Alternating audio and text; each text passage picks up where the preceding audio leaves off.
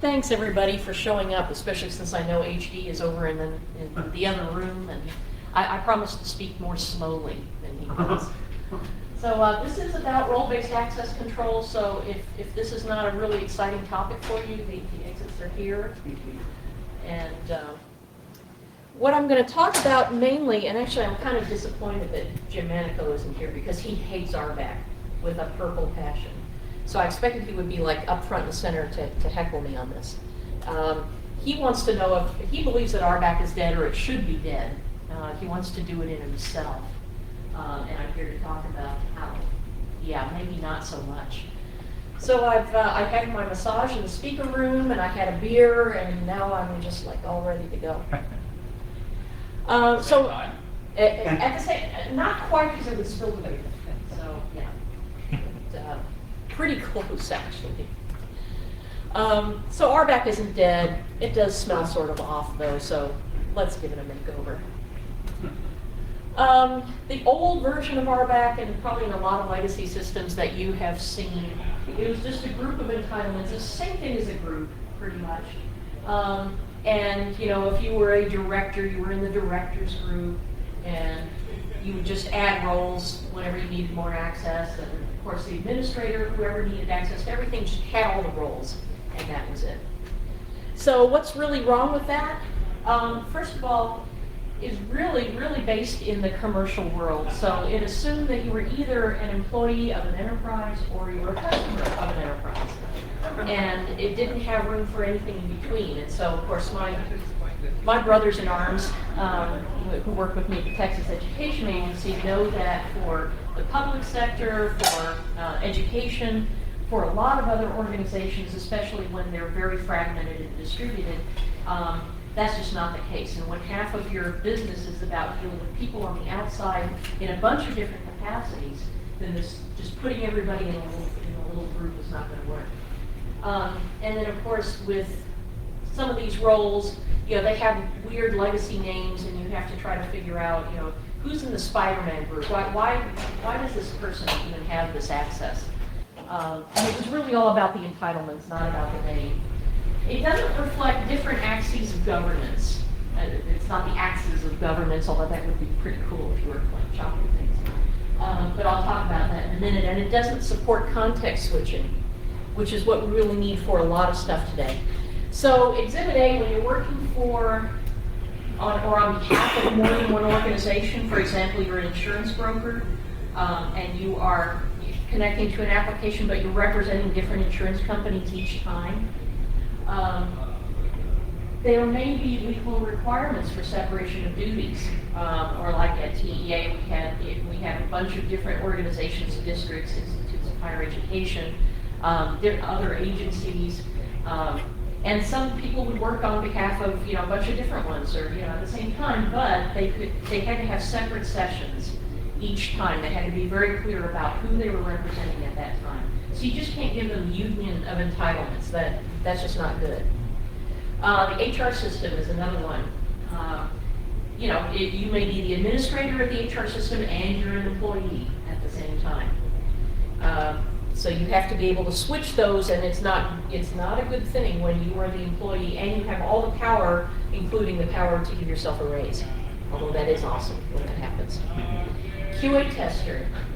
It's one of these things that we all know about, we all live about, and it just gets ignored. The fact that QA has to pretend to be everybody in order to test every single part of an application.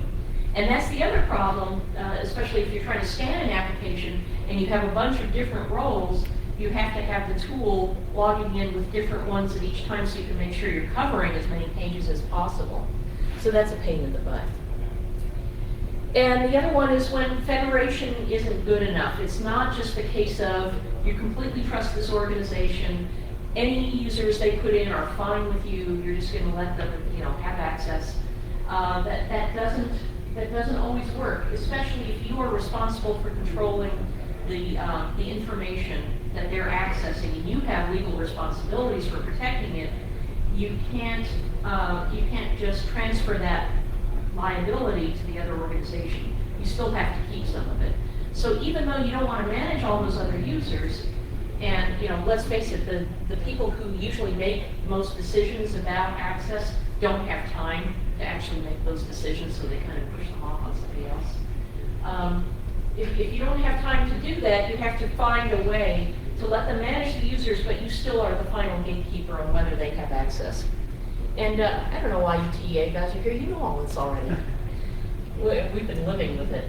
And of course, every deputy or administrator assistant ever who, you know, has to step in and do something as somebody else on Fridays when the boss goes to the golf course, or developers.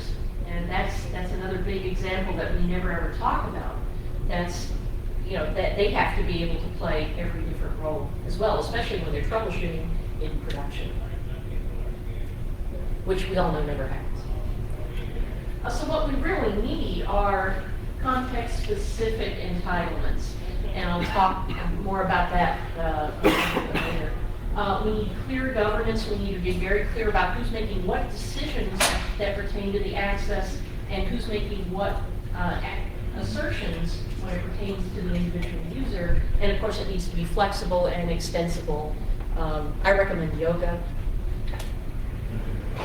So let's talk about context plus governance. If you think about it, there may be an authority who vouches for who you are in a particular context. Like they say, yes, you are a student at this university, and we know because we run the university, you know, we issued you the student ID, we know who you are, and we know that you should have access. Then there's somebody who actually owns the data, is responsible for that or for the application, who makes the decision of, yes, anybody who is doing something in a student capacity should have access to this application.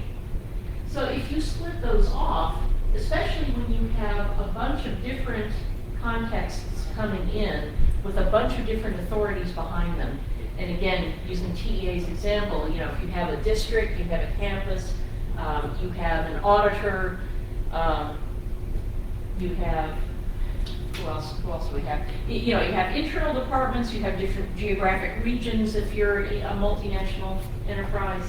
All of those are going to make different assertions about an individual and why they should have access to a particular set of resources. And they're different. If you try to funnel these all up to one decision maker somewhere in the enterprise, you know, it's impossible. You have a user base of 50,000, you're going to be up all night. So the identity authority that and I'm just describing it this way, is someone who asserts who you are for a particular purpose. And then they give you a set of context attributes. So they say, yes, you are a healthcare professional. Yes, you are licensed. This guy is now working as an analyst for me, by the way, which is so awesome. Yes, you are a parent of the aforementioned student. You are the author of this book, and therefore you have rights to, you know, edit it or something like that. So any of these and all of these can funnel in at the same time. So it's not about who you are, it's about what you can do. And that's why I want to suggest that we think more of roles as more along the lines of functionality. So you're performing a function, it is struck down by different attributes, like which organization you're representing, or, you know, which level you are. You know, you're not allowed to do any transactions over 5 million or something like that. So the scope applies to the function, and then there's a final authorization that comes from somebody who is actually granting the access. So let's just use a really simple sort of example. Professor Plum in the kitchen with a lead pipe. And, you know, there are a couple of, you know, could be in the kitchen, could be in the library, could be with a rope, with a candlestick. I guess you can sort of derive the rules, business rules here. If you're in the kitchen, you can use a candlestick, but if you're in the library, it has to be with a rope. Does anybody see any problem with this sort of diagram, other than the colors? You must have the lead pipe in his pocket. Yeah, or something like that. The problem is he killing or is he being killed? Because that kind of matters a lot. So let's put that in there. And this is the context.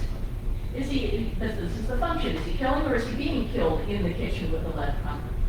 Now this sort of, again, this sort of implies that you can only be killed in the library and you can only kill in the kitchen. So that doesn't really work. Let's expand that a little bit more. If we split this off some more, then you will have probably a kitchen authority that says, you know, when you're doing this in the kitchen, I will make up the rules as to what you can do with what, to whom. And then you will have a library authority who will also make those kinds of business logic decisions. So you're associated if you're working for an enterprise, and again, you know, you could be a citizen, you could be registering your car, you could have a lot of different roles. But let's say you're associated with an organization. So it vouches for you and it approves your functions. It says we would like you to do this on behalf of us. If you own the data, you are approving access to it by the organization and by proxy, those individuals that that organization is vouching for. And you can be any of these roles: citizen, student, subscriber, editor, parent, and all at the same time. And this matters a lot. So for example, in HIPAA, if you are a doctor, your name is not confidential. If it's a patient, it is. And you can become a patient really quickly with a little trip to the ER. So that context switch has to be visible. You have to prepare for it. You have to be able to handle it. This is the sort of thing that I wrote a paper on a couple of weeks ago, something that I call a data event. And this is where any sort of data characteristics change such that the security requirements change. So for example, again, in either HIPAA or FERPA, anything that can be used to identify an individual is confidential. So let's say longitudinal data. If you get the right set of data together, then it can identify the individual. And at that point, when you've done that particular query, then that information becomes confidential. Think about a press release. Before you send it out, it's got to be confidential, and you're running DLP to make sure that Project Biscuit is not being mentioned anywhere. You may have encryption in place, and then all of a sudden, when you make the business decision to release it, it's the opposite. You want it to spread as far and as wide as possible. So that's a data event. The same data, but massive context switch. And so again, the functions in the scope are different depending on the context. Now, a lot of you have probably had to deal with roles, and these are some signs and symptoms that things are just not working too well. They keep getting more entitlements. You keep adding, you know, additional permissions to the same old role, or you just give everybody admin. And what does admin even mean? Anyway, it could be somebody who's the administrator of within an application. If it's somebody's job, for example, to roll up data. It could be somebody outside of the application whose job it is, you know, to start the processes, to keep it running. Or admin could be the administrative assistant down the hall who has a very limited role. It could be an intern. So I hate the word admin. That's very confusing anyway.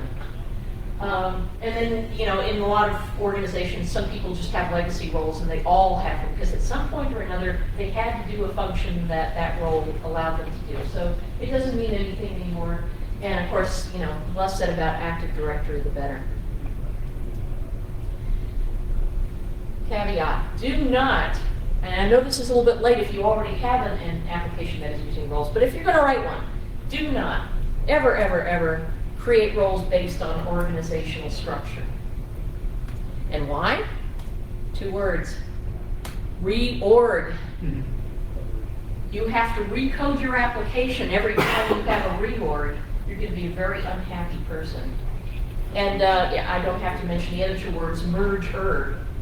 Anytime your company's merging with another one and you're restructuring everything again, you want your application and its roles to be as flexible as possible so you can adapt to that. Also, do not map a role to a physical device. Not that probably none of you would think about doing that, but I'm just saying it just in case. Because the enterprise is getting increasingly abstracted from the device. In the future, I think we will all be sitting around with a little pile of phones and tablets on a coffee table, and every member of the family will just pick up the closest one and do whatever they need to do. So that's the end game of BYOD. We're sort of in the middle there now, where everything is, getting abstracted and getting blurry. With the cloud, it shouldn't matter which servers you're using, you shouldn't know or care, and the same thing with the device. The application shouldn't have to know or care how you're accessing it. Because deep down, the roles reflect our assumptions about what the business function is supposed to be, what these people are supposed to be doing, what they're not supposed to be doing, who they are, and they usually assume that they're going to stay that way. And that, after 5 years or 10 years, and you have the same application that is trying to do the job of a bunch of other business functions that got thrown on top of it, these old roles are going to be too static to be useful. So just, obviously you have to write a role that describes the functionality that somebody is going to be carrying out, but just keep in mind that it's not going to stay that way. But isn't that lack of flexibility an implementation problem? So if you're hard coding your roles into your program, then you can't change them. That's an implementation issue, right? So it's not a problem with the roles as such. Exactly. It's in the way that you use them, to quote Eric Clapton. And that's exactly what Jim Manico is on about. If you hard code these roles in, you should be separating in your fundamental design. You should be separating out the dynamic elements so that you can change them more easily. Yeah, I agree. So yeah, it's not that roles are bad. It's how you use them. They can be good or bad. So to sum up, RBAC is not dead. It is not going to be dead. We have so many legacy applications that are using them anyway. It's just that my hope in the future, as we add them and as we design them, that we can look at them from a different point of view, to look at them as functionality rather than somebody's position in an organization or somebody's role, because that's always going to change. The other thing is that in the enterprise, it used to be that enterprises used very different software from what their employees used privately. So if you were using SAP, you knew you were working. That's not the case anymore, because so many enterprises are also using Dropbox, Google Docs. Everybody's using Word. So the only way to tell what your business data is, it's not that you can say if it's in a Word document, it belongs to us, because you can use Word anywhere. It shouldn't matter where it was generated, at what time of day, where they were located, on which machine it was generated. The only thing that matters anymore is the actual data inside. And you have to be able to look at it and say, well, this is talking about something that we as an enterprise are doing, so this is business data. That's how slippery it's getting, and is probably going to stay that way in the future. So I wanted to open this up actually to more discussion for those of you who have to work with us. And I'm sorry about this, I couldn't resist. Is there anybody who is actually struggling with this kind of thing? I'm working with. Yeah. Since it haven't released, so we don't know. Sorry, It hasn't released. it hasn't released yet. So what are you working on? We recently integrated with the TIL, that's the TA security system, with the application details that's used educators to apply for all the certifications. So we use the RBAC methodology, but we add extra layer called permission. So it's kind of adding flexibility to the role. The role can change its function, it can get reorg, but the permission to the applications kind of stay static at this point. So it's kind of mixed match. We think it would work, but we'll see how it works. Yeah, because I know this is a complete rewrite of a spec, or you're adapting what's there? Just using the security functions, or rewrite on security functions. And using what's in TIL. Yeah, so we don't have to do too much remake for the next application. Let me throw something out there that I've just in the last year or so of trying to work with different folks to communicate and integrate systems. So a problem I've run into that you may be able to help with, or somebody else may be able to help with, is just using the word role. Because in security, I think, I may be aggressive, but I think that in general, most of us mean the same thing in this room by role. But nobody else in the business seems to understand the same thing by role. And so, you were just saying it in your kind of summation or conclusion, that if we think about role as job function or organizational structure or job title, we're planning for failure kind of thing. We're not doing it right. But that's exactly what everybody else seems to understand about role. Role is job title, And so right away, when I'm having a conversation, I finally learned this, is to say, look, when I say role, I don't mean job title. Yeah. I mean something else. Yeah. So is there another word that anybody...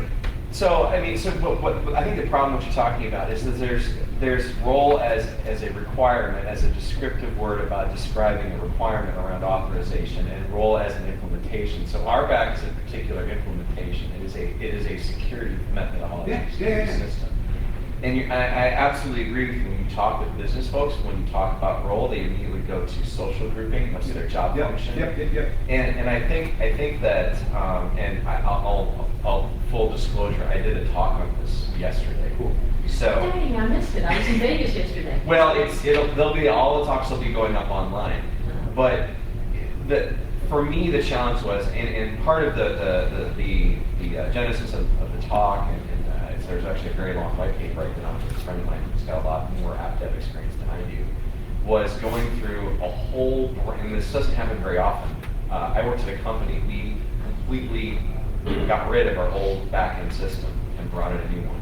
Now I work for a financial services firm, so there is a lot of authorization decisions that needed to be made. Now we took essentially an RBAC process, or an RBAC approach to building it all out, but that alone wasn't enough. So I mean, doing it just by job description, that was part of it. But there was a large part of it that was actually really determined by, basically what client group you were working with. So I work for a stock brokerage. Everything in the brokerage business, at least our business at our company, is geared around what's called a broker ID. There's actually an SEC thing which you have to have a broker ID associated with every client that you have. So now brokers would have multiple broker IDs. People would share, they wouldn't share. It was just a complete, brawl in how brokers basically grouped all these clients together. But that was a separate grouping. That was totally separate from role. And we're working through this whole thing, where I landed with my friend Carl, where we landed in this work, was that you kind of, in terms of extracting requirements around functional security requirements, which are primarily for business users around authorization, we said settle that aside and start talking about things in terms of constraints on functions within the system, constraints either on what functions you can access, what data you can access, or combinations of those two, and you can get really complicated really quickly. And so the other thing that we did was, we threw out, hey, you actually have to do this with clear patterns, because there's common patterns that we've seen, both of us, from just kind of our experience of, things actually, people have these desires of how they want authorization to happen, and they fall into they do tend to fall into little clusters. So we talk about requirements patterns in the paper. And it's a role, RBAC is a great solution for implementing roles, but that's not enough. You need more than that. You can use RBAC to implement non-role based systems, but again, it's separating the implementation from the actual requirements. And I think that really, the blurring of those two is kind of what led to the failure of a lot of RBAC. So, sorry. Great. No, that's great. That's great stuff. Thank you. Yeah, you might want to get together and Yeah, talk. I think our role implementation is really beyond the job title, but of course it's include the job title, because we end up have a lot of read-only and writable. So you have job title you can write, but a lot of people, they just want to view, so that's beyond job title. Yeah. So, I guess the challenge, the way I see it, is that it's a matter of, instead of taking one person and try to figure out what all they should be able to access, and then you have to go through all the, like our security people has to give permissions for this person to be able to do all this stuff. instead of having to just individually, add that person, it's easier to profile somebody, something that says with the roles, if you want to call it that, or groups, so that it's easier just to grant them that role or that grouping, and it makes it a lot quicker to to do those permissions. But I guess it's, if we're talking about that's not the best way of doing it, what is the solution? And what are we're talking about issues, but what is the best way to do it? What is the best practices in this case? So I've done a lot of looking around what's out there for implementations, and as far as I can tell, everybody does it differently in every application they've ever built. I know if SAP has its own flavor of authorization. This other system, this other brokerage platform that work have had their own system. And there's never been, as far as I can tell, any effort, or as far as anyone will find, any effort to actually bring some kind of engineering discipline to how we build these systems. The other thing is I have a hard time talking to the identity management folks since they speak a completely foreign language. And I think part of the challenge is just the level of complexity that you end up with all these various permutations of who you are, what time it is, all the different constraints. I mean, it's almost an infinite number of combinations. And if you try to tackle them all, you're not going to succeed.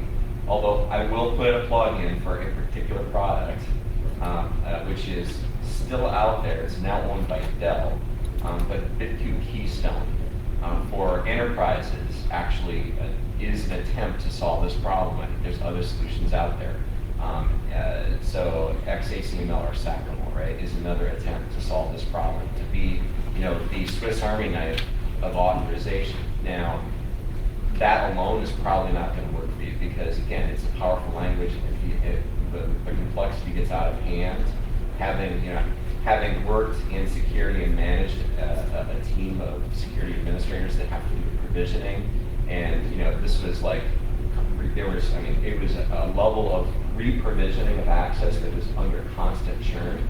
I'm very well aware of the costs of sending out complicated security. So for me, I think the answer is something that is SACML based, like BitQ Keystone, that allows you to basically externalize all that authorization from completely outside of your application. So the developers don't have to worry about it. The developers can't screw it up, and it gives you flexibility to change over time. But also you have to do that within very clear templates, right? So you have to decide what templates are important to you, what meets your security requirements, and you have to stick to those patterns. You have to stick those patterns really hard, and basically you almost have to charge people money, if they want to develop a new pattern, a new template of access control, of authorization that they want to use. So. Yeah, and I don't think we're saying that, you shouldn't group entitlements, because obviously you need to be able to do that. But I would suggest doing it more with a view towards what function are you performing, not, what title do you have. So you may be approving purchases, but if if your business rules are going to say if you're above a certain rank, then you can, approve this financial amount of transactions, and that's fine, but that should be a scope that, that goes under the role. Touching on that, what you've got there is, it sounds like there's a role around approved purchases, but there's a role about deciding who gets to approve how big the purchase is, things like that. And it may be that today, any member of this department has rights to do certain things, but after the reorg or after the merger, that changes. I've seen this fail in one interesting way, which is the clone permissions from failure mode, where you suddenly give up on defining roles at all. And you just say, well, I got to do whatever so-and-so does because so-and-so is going on vacation, so give me whatever they've got. Give me the Joe role. Right, and this ties in with the legacy roles, where Joe also used to be the guy 10 years ago who ordered coffee, and so now you get you're allowed to order coffee for the company role because they never got rid of it. One area of research that I read about, and we're actually playing around with a little bit now, there's this language called K. It's a platform for distributed authentication decision making. It's built on data logs, so you're doing basically logic programming around deciding who gets to do what and being able to distribute that. to somebody else. So for example, in a Suke-based system, you'd be able to say that the head of purchasing decides which departments are going to have which limits. And now when a purchasing decision gets made, it checks, you go and check, is this person allowed to make purchases? Yes. And you say, well, how big a purchase are they going to get to make? And it says, that's delegated over to so-and-so to make the decision. And the system that so-and-so inputs their information into also speaks Suke, and therefore the decision is rolled right through and it gets made. And when you change departments or change roles, or when the mapping of which departments have which limits changes, it changes automatically everywhere. You don't have this hard-coded mess laying around. It's an open source project. You can go. How do you spell that? SOUTEI. It's a dial-up binder. It's available. The first version was written in Scheme. The latest is Haskell. You can run it on Java, sort of, if you want to port it to one of the languages like that in there. But it's describing the system, so you can implement it yourself. But it's not. You don't have to use their language. But it's interesting research, and definitely interesting paper worth reading. Cool. Essentially, this is just a common section problem. Easier to do cost-grid access, right? Beginning and row level cost-grid access and easy to implement. And then finally, our application, with the last one, we need a fine-grid access. Fine-grid access now, scope is introduced. You must put in now that you have a role, but in the end, we command what by that targeted group. Not only function rows with what function provision you have, but all which group. There are also certain limitations, time limitation, location limitation, all those things introduce that part of scope. And when a project becomes complex, so many features that you put in. In an organization, a lot of time we have scope is for user groups, and we cannot, you can manage users in that department. Right? You can do certain things, but only that department, or that group, then it makes sense. It's hard to model now, so what model used by group, by organization, by department, all that kicks in. It's fair statement. It's more about, because we have these disparate applications that may handle authorization differently, that we have these use cases for each one of the applications, and we're trying to really just map it to something that is meaningful to our identity management. And so and I guess that's where the gap is, right? We need to have something, and I don't know if these tools that you're talking about can do something like that, where it doesn't matter what it's called for these use cases and these applications, but we want to be able to say this person needs to do this, and then somehow it maps to that. Is that what we're kind of strive for? So the tool, the Stackable-based tools will let you pretty much map anything to anything, because you can. I think so. There's role-based access control, and now we also have attribute-based access control. And it's my understanding, as far as I haven't done a lot of research on this, that Stackable basically will do everything. Are you familiar with Stackable? Is that a fair statement? I wouldn't commit to it, but yeah. I mean, it's very powerful language. Yeah. But I mean, for me, I think a lot of the challenge is, and we faced this when we had to literally go out to everybody in the company and said, what do your users need access to? The first thing they said was, well, you're the security people, you tell us. Yeah, exactly. We're like, no. So, I mean, even just extracting from them, what those requirements are was a huge challenge. And so that's actually what we tackled in the white paper first. So we haven't even really gotten as far as, we've looked at possible implementations. We mentioned that in the paper, but I mean, we don't even really have a standard approach to gathering those requirements in the first place. So we got to understand what it is that people need and express it in a way that the security people can understand.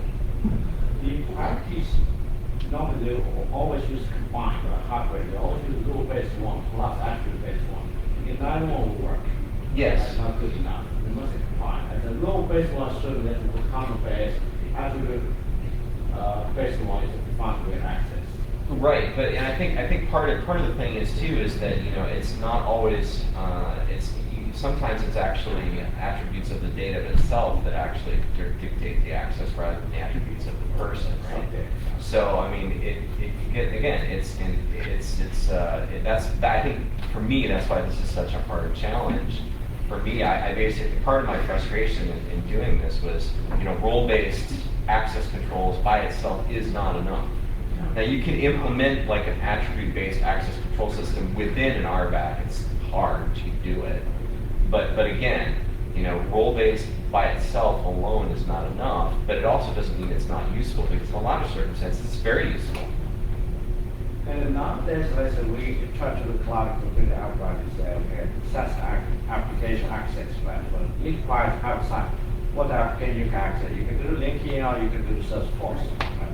Salesforce different application inside Salesforce. It's very hard to define role-based because everybody's employee. So what application access? A lot of times, one by one individual assignment by their managers. Right, And right. that's, Yep. there's even attribute done not generally fine. And again, that's a big problem, an increasing problem. There are a lot of single sign-on gateways for SaaS now, but the assumption is that the enterprise is trying to control what the employee can access, going outside on behalf of that enterprise. But are you accessing Twitter on behalf of the organization or on behalf of yourself? And can you switch back and forth between those at will? And that's a problem that I Yeah, don't the single know. sign-on was the issue, right? Otherwise, they could control in the application. If it's SaaS application, you reprovision now. But if it's single sign, you have to control in a single sign-on portal. Yeah, and you can access Facebook, but only when you're doing PR for our company. You can't go update your own page. How do you even try to track that? So I think we're going to see, so as you said, it's incredibly complex. So I think we're going to see some relaxing around this, just because the harder you rip, the more it's going to slip through your fingers. So yeah, I think RBAC is Schröding is RBAC. It's both dead and not dead at the same time. As you said, it's not enough. And we have to look at it in a different way and wield it a different way, but it's still definitely. This is a great conversation. Thanks, guys. Any other thoughts? You haven't said anything. Well, I'm still confused about, and I have been for years, about how to get away from the organization. I mean, just take example, admin assistant. We have admin assistants in our organization, but they all do different things, access different data, within these 50 different departments. There's no one role that they can all put into that does what they need to do. So it's going to have to be organization based at some level. And then every 6 months when there's a reorg, it's extremely frustrating. And you have to, rebuild your system again. I don't know how to get away from it. Yeah, it's really hard. I think it's a lot of work, but I think one way is to try to go across and normalize roles where you can. And say, yes, administrative assistants are all generally doing different things, but maybe they're all ordering pencils. So when you go into the pencil ordering system, you're all going to be doing the same function just on behalf of your department. But that is a really To extend that example though, because again, this term of role we're talking about as organizational independent, right? A job title, like an assistant. When instead, in your example, the role is pencil orderer, right? It's not admin assistant; it's pencil orderer. It just so happens that the pencil orderer in Division 1, 5, and 8 are pencil orderer, and the admin assistant in 2, 3, and 10 doesn't have pencil orderer, right? They only have like a notebook orderer or something like that, It just so happens that when you do it that, you got like 500,000 roles in a 100-person organization, but maybe. Yeah, that's when you back up and go orderer Right. of pencils. Right. To go through your tree, right? Your Professor Plum tree. Right. Yeah. So is there some good resource on how to model commission and roles? I would say his white paper. Yeah. So so the white paper talks a lot about requirements gathering. And again, it's work that's ongoing. so it's transvasive.com. I'm John Bennett. So if you- okay, good. Yeah, please do look at it. I appreciate any feedback. It's really it's a new methodology. It's based on kind of our practical experience, both Carl's and mine. But you know, we don't know how well it's going to work. And again, it's really mainly focused on trying to understand what the requirements are. Now, part of the problem is that with any system, there's always going to be trade-offs, right? So the design solutions, you know, can't meet all of the desired requirements all of the time, okay? So, I mean, you know, hearing, I'm sorry, was it Tim? Tom, hearing Tom. Todd, sorry. There you go. Todd, hearing you talk about roles, I was just kind of reminded that in a big part of roles was created for the convenience of the security administration team. Yes. Right. Which this is important. This is important, right? Yeah. Because it both allows them to do a more effective job. So it does serve the business needs better. It does give better security because fewer people have authorization to systems they shouldn't have. But these are, I mean, roles were very much a grouping to make the security people's lives easier. I mean, they were based on the fact that those groupings exist in reality. I think for me, the answer is we have to find different groupings and figure out creative ways of implementing those in our systems. One of the things that adds difficulty is when you start layering in delegation. Yep. Yeah.